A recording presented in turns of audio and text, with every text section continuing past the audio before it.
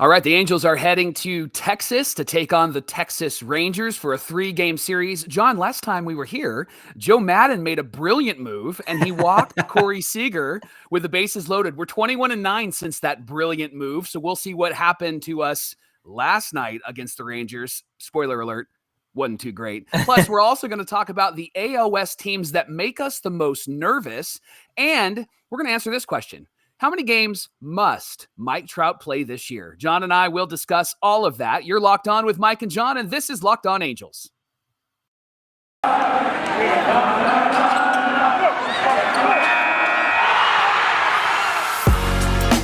You are Locked On Angels, your daily Los Angeles Angels podcast. Part of the Locked On Podcast Network, your team every day.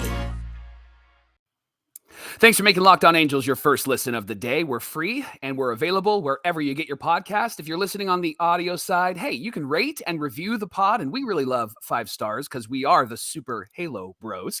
And if you're watching on the video side, you can subscribe and click the bell on YouTube and be notified every time a new episode hits. Welcome into Locked On Angels. You are Locked On with Mike and John, the Frisch brothers, here with you, a.k.a. the Super Halo Bros. And we're here to talk about last night's game against the Rangers. But some quick notes before we get into that game, Mike. We want to point out that Joe Maddon mentioned that Chase Silseth will be making another start for the Angels. How about that? I love that, and it looks like it will probably be against the Oakland A's this weekend at home. And so I think that'll be a good test because they've seen him already. Yeah. And so they kind of know what to expect, but the A's are also struggling. And so I think it's a good way to continue to build Chase's confidence this weekend as he gets used to being in the major leagues. And those scouts from Cleveland and Boston and Miami are going to love the Southern California weather this weekend. So while they're checking out Chase Silseth, that's hard to say, they're going to enjoy the weather out here. So, right. We'll see what happens with Chase. But like you mentioned in yesterday's episode, that was a good demonstration for what the Angels have in their minor system. Oh, heck yeah. And that's just the first player from the 2021 draft to play a major league game. So who knows what other arms we've got in that system. Speaking of arms, let's talk about Thor's rough day. Okay. Well, Monday. Here's the best news. That we started the game off looking like the Angels that are great this season, right? Like immediately up 3-0. And I was helping my family cook dinner last night, and I'm watching the game and running into the kitchen and watching the game. And so I sent my daughter back out. I'm like, what happened now? Oh, it was a double. What happened now? Oh, a run scored. And so I was like, this is awesome. This team freaking rocks. And then the bottom of the first happened. And it was really surprising because we haven't seen Syndergaard really struggle much this year at all. And he goes 2/3 of an inning, 4 hits, 6 runs, 2 walks, 1 K, 42 pitches. And what really caused his struggle, in my opinion, was the base runners. He was so focused on trying to hold those base runners that you could tell that he wasn't even thinking about what he was going to pitch next or where he was going to spot that baseball. Right. Yeah. And in the bottom of the first, the bottom dropped out, if you will. But I also kind of wonder if working with Austin Romine for the first time might have had something to do with that and just being in sync with a catcher. That's why it's so surprising that somebody like Chad Wallach can come up and help Reed Detmer's pitch to a no-hitter, because usually a catcher and a pitcher need some time to get used to working together and whatnot and figure out how to work together.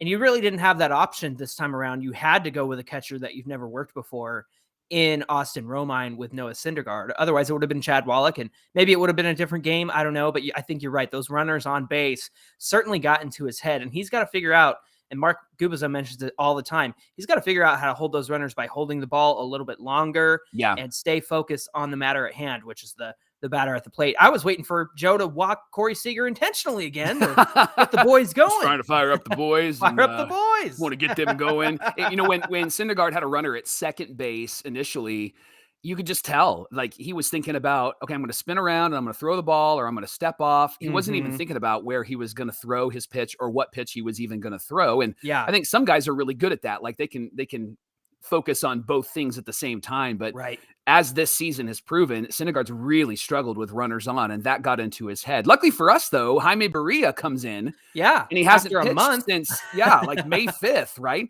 And he does exactly what he needs to do. 4 and a third, 3 hits, 1 walk, 4 Ks. And can we just give him a Super Halo Brothers high five, because he looked excellent, John. Yeah, that's exactly what Jaime Barria is still on the team for. He's out of options, so they don't want to get rid of him. And I know he hasn't pitched in, I think it was close to a month. It was. And it's these situations that you need Jaime Barria for. So he was the guy to call on, and he did a great job. He held them and did not allow another run. He did allow Noah Syndergaard's runs to come in, but that was the last of the damage while he was at the plate. And then freaking Jonah Heim, man, getting a home run off of Mike Myers, and Trout even tried to revert back to 2012 Trout and climb the wall and reach over, but he just missed it. It was just out of his reach, and Trout was a little bit frustrated with that. But can I tell you about the Angels offense? They couldn't get anything going against John Gray after the first. And so they just really struggled to get the ball down. But here's a great tweet from a good friend of ours, Andrew, from Angels Top Plays, @PlaysAngels. He said, some Angels exit velocities on outs tonight. Trout, 111, 107.2, 106.2. Taylor Ward, 95.9. Tyler Wade, 109.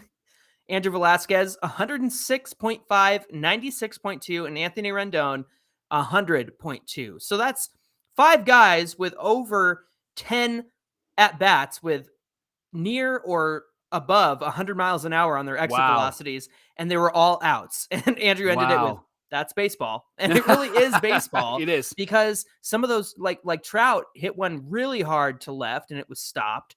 And then Adolis Garcia just destroying us with some great plays out in center field. And then our old friend Cole Calhoun caught that Andrew Velasquez would-be double. He caught that in right field, right on the line. So I think it was just a case of, we had a situation with Noah Syndergaard where that went completely wrong. And then I think everything went exactly right for the Rangers tonight. Or last night. So I think that was kind of the issue we ran into. I think that's a good point, because we're in a rhythm, in a mode right now where, scoring 3 runs in the first inning is kind of like, that's what we do, right? Mm-hmm. And the roles have been reversed when it comes to who's in charge of the AL West. And for the Rangers, things had to go exactly perfectly right? And when you talk about the A's, like this last weekend, that game that they won, it had to go exactly perfectly right. Right. And so things are very different for us this year. So as you've said many, many times on this pod, it's about winning the series. Mm-hmm. And we did lose the first game in Texas last time we were there. So maybe this is just our tip of the cap to them, right? There you go. Hey, we'll give you 1 and we're going to take the next 2, right? Because we have Detmer's Day today, Jonathan. Yes. And then tomorrow we have Shohei Ohtani on the mound. So I like our chances against the Rangers the next 2 days. I do too. It'll be great to see how Reed Detmers does a week after his no-hitter. And of course, you can always count on Shohei Ohtani. And I really think that we could take these next 2 games and we'll be successful in this road trip. And we'll come home on Friday and take on the A's again. So we have to win these games. These are the games that you have to win. And you can't have a start like this, but hopefully they'll get their head back on their shoulders. And with Reed going out there and with Ohtani going out there after him, I think we'll be in good shape to win the rest of this series. Coming up on Locked On Angels, we're going to ask this question. How many games must Mike Trout play this season? John and I will share our number with you. But first, Locked On Angels is brought to you by Built Bar, John. Yes, it is. Man, we received a delivery this week from our friends at Built Bar. And guess what? It was the 12-pack of the brand new birthday cake puffs. They're the newest puffs from Built Bar. They're covered in 100% white chocolate. They have sprinkles on them. I love white chocolate, so this is right up my alley. I even had 2 yesterday.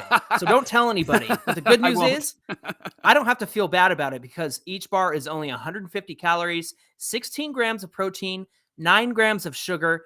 And we want to thank Built Bar for sending these samples. And feel free to send whatever else you want to send us this week, Maybe some of those other flavors like double chocolate or the peanut butter bars, those are delicious. But here's the best news. Whether it's a puff or a bar, Built Bars are better tasting and better for you than a candy bar. So maybe I'll have a third one just to top it up. But all Built Bars are covered in 100% real chocolate. That means with a Built Bar, you can eat healthy and actually enjoy eating it too. Plus, all Built Bars are made with collagen protein. My wife tells me that's very important. A protein your body absorbs more efficiently and provides a ton of health benefits. So go to Built.com to get those birthday cake puffs. I highly recommend them. Or you can get your favorite Built Bar right now. All you have to do is use the promo code LOCKED15 and you'll get 15% off your order. Again, that's promo code LOCKED15 for 15% off at Built.com today. Thanks for making Locked On Angels your first listen of the day. And now for your next listen, check out the Locked On Now podcast. You're going to get recaps of all the MLB games from our Locked On hosts. They're going to give you analysis from our local experts. They're going to take fans like you through the season like no other network. And it's free and available wherever you get your podcasts.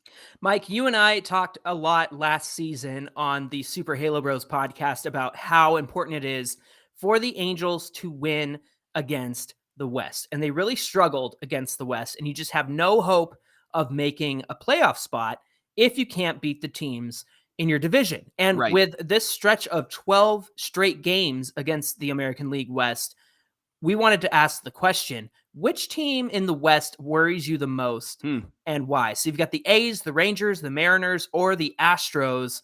Who is it that makes you kind of shiver in your boots a little bit when they come to town or we go to see them?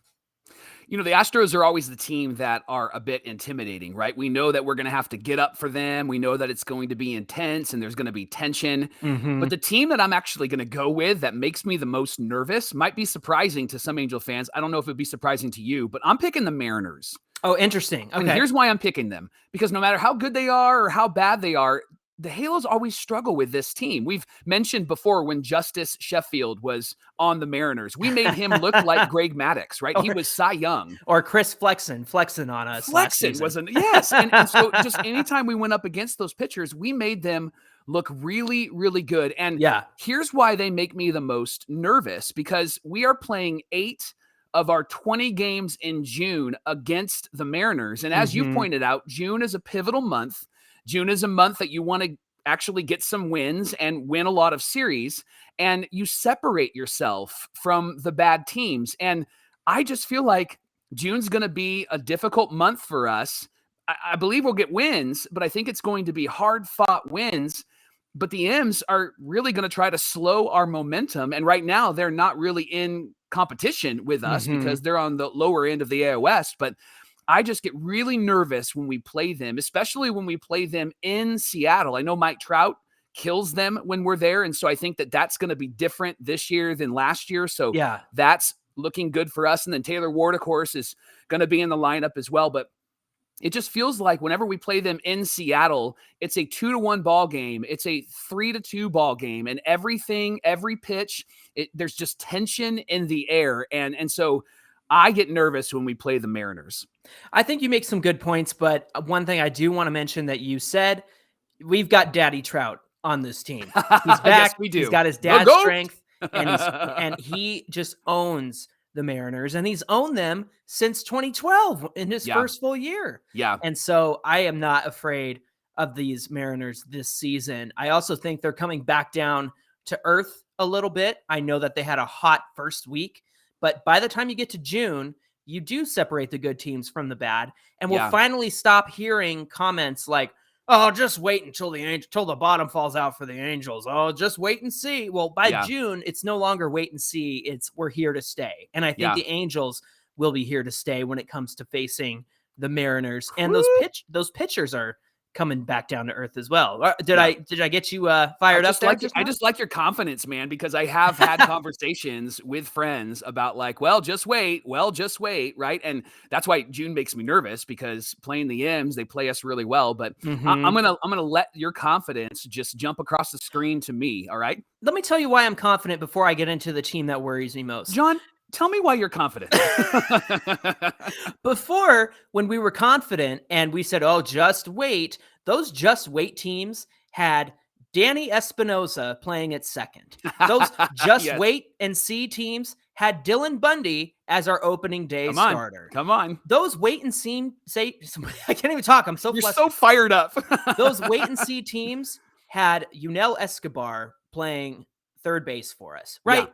Yeah. Who are these guys? Danny Espinosa's not even with the league anymore. Ted Danson's not even with the network anymore. There's your Seinfeld reference. Espinosa's not even in the league anymore. I don't think Escobar is either. Yeah. And I just think that while we always had confidence because we had guys like Mike Trout and Mike Trout, I guess. This is a year where we have a very complete team, and I'm not waiting for the bottom to fall out because I know that this is way different than years past. And that's all thanks to Perry Manassian and the culture that Joe Maddon is creating. So that's my rant. Let me tell you who I am most worried about in the AL West. And I know it's probably the obvious one, but the Astros are the final boss of the AL West. You hear that music? You hear that? Like they are them. Bowser. That's them coming to town. That's us going to Houston. But here's the reason why I'm more confident this season. We already have split the series this season so far in terms of we've played 6 games total and we've won 3 and they've won 3, right? So we're already neck and neck with them. And this AL West is going to be a race, neck and neck the entire time. And whether we're in first place or we're fighting for a wild card spot, there's an extra spot this season that's going to be to our benefit. I think that those are really important things to consider. But here's why the Astros concern me. They have a pitching factory going on down there. Yeah. They also, you think that with losing George Springer and Carlos Correa, you're like, well, maybe this is the end of the Astros of the late 2010s, right? No, because now they have Jeremy Pena, who is performing at the level of a Carlos Correa. They got Kyle Tucker in the outfield. So bye-bye, George. Say hello to Kyle Tucker, right? And so they just seem to have, no kidding. So they just seem to have the players that they need to plug in to the right spots at all times. Yeah. And while that's frustrating, it is impressive that they have the depth that they have. So, I think that while we're facing the Astros for first place all year long, they're the ones that we need to stay ahead of and beat and show them that we're not a wait and see kind of Angels team. Okay. So you had some pushback on the Mariners and you had really good points. May I push back on the Astros and make some good points? All right, let's move on. Here's why I'm not worried about the Astros. I'm a huge fan of Dusty Baker, but he is not a manager that has shown to actually lead his team into playoff success. And so I think that is going to be a factor for the Astros. They might have a good regular season, but I think if we have to face them in the playoffs, we're going to be able to take them down because Joe Maddon has had playoff success. And for some reason, Dusty Baker has not had playoff success. That's fair. He's been to the World Series, right? And we beat him. And so that was exciting, but he just hasn't been able to get there. So I take your points. I hear you, but I think that he actually is a major factor in the Astros' success moving forward. And I wouldn't be surprised if they don't actually go far in the playoffs, maybe even actually don't win the World Series. I think that this is Dusty Baker's last season. Well, then I have to counter that counterpoint with my own counterpoint. Okay. Let's win this season so that we can actually get to the playoffs and see how they perform in the playoffs. Yes. Great point. Because I'm so tired of the Astros being a shoo-in for the playoffs. It's nice for the Angels to actually show up. And I really want the doubters to be silenced but come June, because by that time, I think that we're going to have the right team for this season. And I think that no matter who it is, the Mariners, the Astros, we're going to show them that we mean business this season. That's good stuff. Locked On Angels is brought to you by Rock Auto. With so many different makes and models of cars today, it can be nearly impossible to expect your local auto parts store to stock all the parts that you need. And that's why rockauto.com is here for you. You have access to all the parts your car will ever need. It's perfect for somebody like me, John, because I am terrible when it comes to doing anything for my car. From brake parts to tail lamps to motor oil, even new carpet. I did share that my daughter spilled her Starbucks on her carpet, so we did go to rockauto.com to get those mats on the ground that well can like soak up the water or soak up whatever she spills, right? She's 18 and still spills. RockAuto.com has it all. And here's the good news. Rock Auto is a family-owned company, and they are serving the do-it-yourselfers for over 20 years. And because they're family-owned, they understand budgets, which is why Rock Auto prices are reliably low for every customer. So if you're working on your car, go to rockauto.com, see all the parts available for your car or your truck. And when you do, go to the box that actually says, how did you hear about us? And put Locked On in that box. And then they'll know that John and I sent you. They have amazing selection, reliably low prices, all the parts your car will ever need. rockauto.com.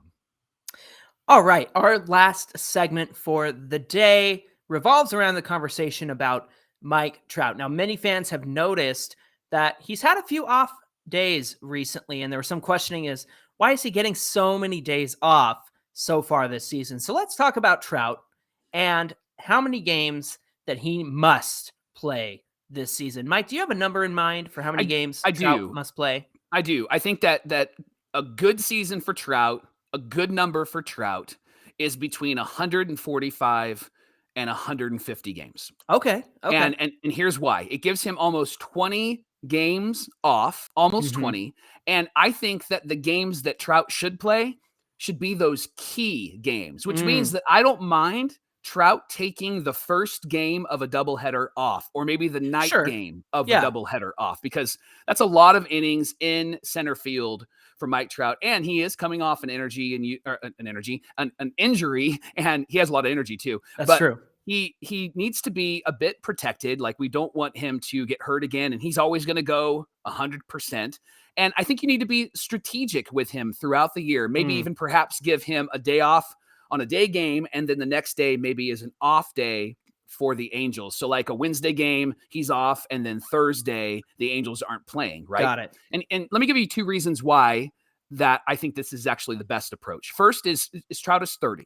And so he's not the young puppy that he was when he first came up, right? He still plays like that, but he is 30, and he is playing the outfield, and we've got 8 more years with Mike Trout with the Angels. And so I did some research, John. I went to baseballreference.com. Hey, look at you. And here's what I found. I tried to do a comparison of somebody, a superstar, kind of changed the game a bit. And don't get mad, I used A-Rod as an example, okay? And here's why, because A-Rod had some really good years, 30 plus, right? Yeah. And so let me give you his age and the games that he played starting in year 30. So year 30, he played 154 games, which I think that Trout will probably get there this year, right? Age 31, 158 games. Wow. So he actually played more, which was great. Age 32, 138 games. 33, 124 games. Age 34, 137 games. Age 35, just 99 games. And then age 36, 122. Age 37, only 44. He was injured that year. And he was suspended in year 38, age 38. I wonder why. And he did some bad stuff. And then, so I'm going to actually use the age 39 season as an example. He played 151 games. Wow, at 39. Now, here's the interesting note. He was an all-star in 6 of those 8 years. So he got voted in. And so I think that's why I picked him, because I think that that's what's going to happen with Mike Trout. And his only really bad year was age 37, and he was injured that season. Yeah. So I think that those numbers could be pretty comparable to what Trout will do over the next few years. Here's my second reason why I think it should be 145 to 150.